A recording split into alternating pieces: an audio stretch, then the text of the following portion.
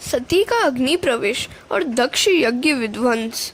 सती उत्तर दिशा के प्रति मुख रखकर बैठी हैं। देह को छोड़ने के लिए योग मार्ग में स्थित होकर बैठी हैं। शिवजी का ध्यान करते करते उन्होंने शरीर में अग्नि तत्व की भावना की है। अंदर से क्रोधाग्नि बाहर आई, शरीर जलने लगा। आदि शक्ति जगदम्बा का अपमान हुआ। अब दक्ष का कल्याण नहीं हो सकता। नारद जी कैलाश में शिवजी के पास पधारे हैं। भगवान शंकर सनकादि ऋषियों को ब्रह्म विद्या का उपदेश कर रहे हैं। नारद जी कथा में बैठे वे सोच रहे हैं कि शिवजी कैसे भोले हैं। सती ने शरीर को जला दिया, फिर भी उनको दुख नहीं हुआ। नारद जी रो रहे हैं। वे शिवजी से कह रहे हैं, आप विधुर हो गए हैं, आपका अपमान हुआ, वह सती से नहीं सहा गया। सती ने अपनी देह जला डाली है। आदि शक्ति का नाश नहीं होता। सती अदृश्य रूप में शिव में मिल गई है। नारद जी कहते हैं, आप इन लोगों को दंड दीजिए। शिवजी ने कहा, मुझे किसी को भी सजा नहीं देनी। जो गंगा जी को सिर पर रखता है उसे क्रोध कैसे आएगा? शिवजी परमात्मा है, उन्हें क्रोध नहीं आ सकता। काम कष्ट नहीं दे सकता। बहुत सरल मनुष्य को जगत में लोग दुर्बल मानते हैं। नारद जी ने जब कहा कि आपके गणों को मारा गया है, तब वे कुछ क्रोधित हुए। उन्होंने जटा से वीरभद्र को प्रकट किया। शिवजी ने उससे कहा, दक्ष प्रजापति के यज्ञ का यजमान सहित तुम नाश कर दो।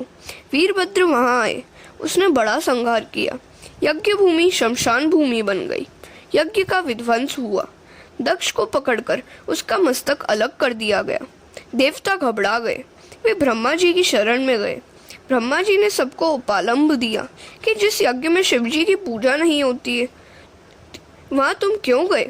जाओ, जाकर शिवजी से क्षमा याचना करो।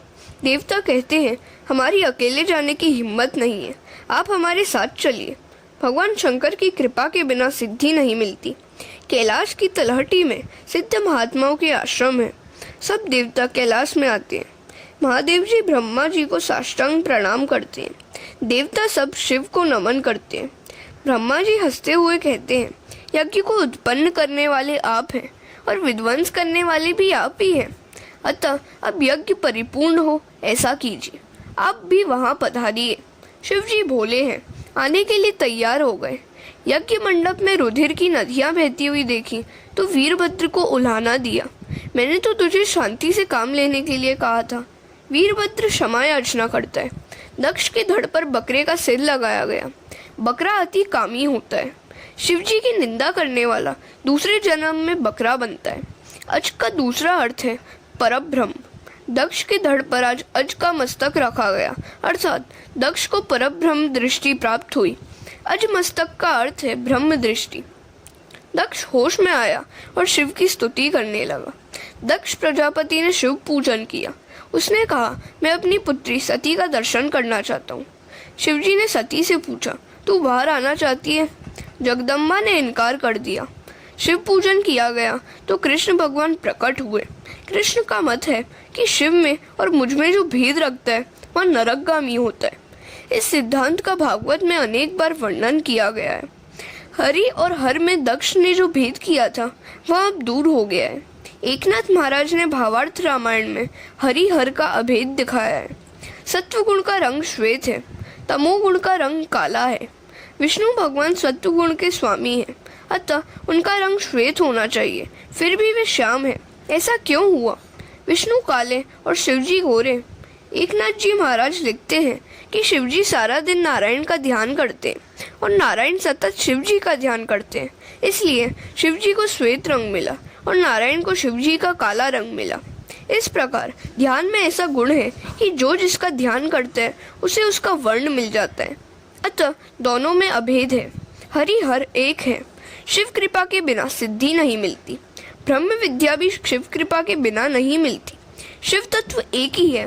यह जीव मात्र को बताने का भगवान का उद्देश्य है। जीव मात्र को शिवजी से मिलने की इच्छा होती है। निवृत्ति धर्म के आचार्य हैं शिवजी और प्रवृत्ति धर्म के आचार्य हैं श्री कृष्ण। सब प्रकार की प्रवृत्ति में होने पर भी प्रवृत्ति का जरा भी रंग न लगे, इसका आदर्श श्री कृष्ण ने जगत को दिखाया है। दक्ष के यज्ञ प्रसंग में देखा कि अनन्य भक्ति का अर्थ यह नहीं है कि एक ही देव की भक्ति करो और दूसरे की नहीं, अनेक में एक ही देव का दर्शन करो। भक्ति का यही अर्थ है। प्रभु सर्वव्यापक है। जो सर्व में प्रभु का दर्शन करे वही उत्तम वैष्णव है। अपने एक इष्ट देव में परिपूर्ण भाव रखना और दूसरे देवों को अपने इष्ट देव का अंश मानकर वंदना करना। पत्नी अनन्य भाव पति में रखती है और दूसरे संबंधियों में सामान्य प्रेम रखती है। कई वैष्णव कहते हैं कि हम शिव जी का पूजन करेंगे तो हमको अन्याश्रय का दोष लगेगा। यहाँ भूल है।